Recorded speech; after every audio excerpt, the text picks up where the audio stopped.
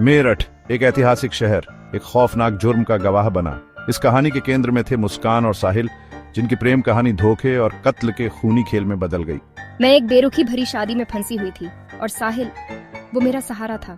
नशे की लत में बंधा उनका रिश्ता एक खतरनाक जुनून में बदल गया। मुस्कान के पति सौरभ बेचारे को क्या पता था कि उसके पीठ पीछे एक खतरनाक साजिश रची जा रही है।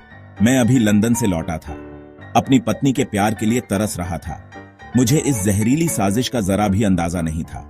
आजादी की चाहत और साहिल के बहकावे में आकर मुस्कान ने सौरभ को एक रुकावट समझ लिया। सौरभ द्वारा उनके नशे की लत को नापसंद करने से उसकी नाराजगी और बिया छ गई।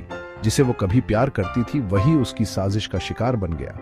हर गुजरते दिन के साथ प्यार और नफरत के बीच की रेखा धुंधली होती गई और मुस्कान एक ऐसी राह पर चल पड़ी जहां से कोई वापसी नहीं थी।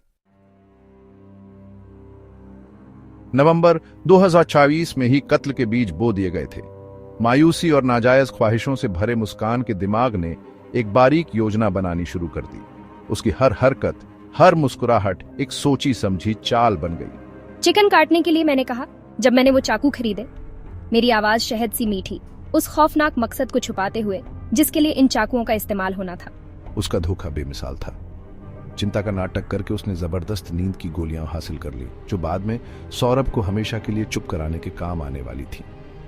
इस बीच साहिल मुस्कान के जाल में फंसता चला गया। मैं अपनी दीवानगी और अपनी बुरी आदतों में अंधा हो गया था।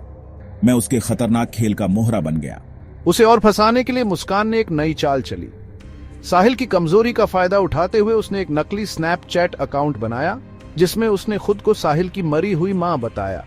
उनकी खतरनाक योजना के लिए झूठी मिन्नतों और दुआओं से भरे संदेशों ने साहिल के कमजोर मन पर अपनी पकड़ मजबूत कर ली।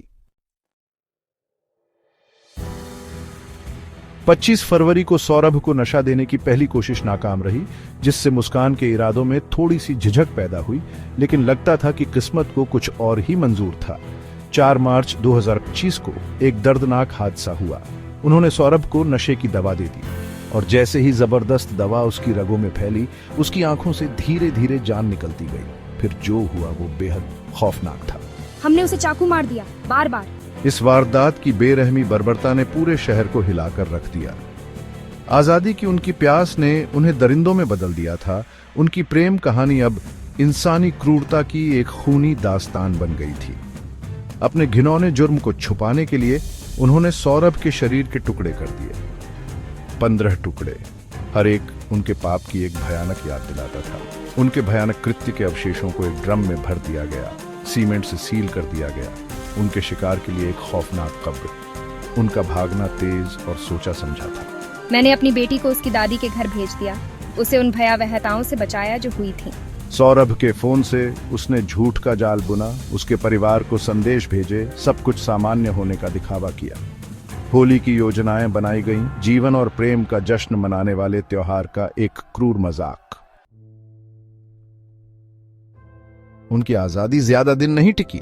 सौरभ की बेटी के मासूम शब्दों ने धोखे का पर्दाफाश कर दिया और पड़ोसियों को खौफनाक सच्चाई का पता चल गया। पापा ड्रम में है, उसने कहा। उसके शब्दों ने सदमे और दहशत की बारा ला दी। मुस्कान का परिवार, उनकी चुप्पी ने उन्हें जुर्म में शामिल कर दिया। अपने राज के बोझ तले दब गया।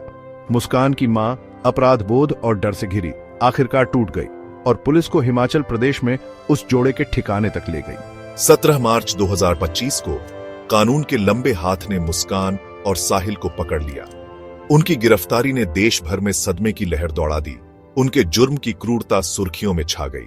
अदालत उनके फैसले का मंच बन गई। उनके चेहरे जो कभी प्यार से चमकते थे, अब डर और पछतावे से भर गए। उन्हें न्यायिक हिरासत में भेज दिया गया। उनकी किस्मत अधर में लटकी हुई थी। उनके जुर्म के बाद तबाही का मंजर छा गया।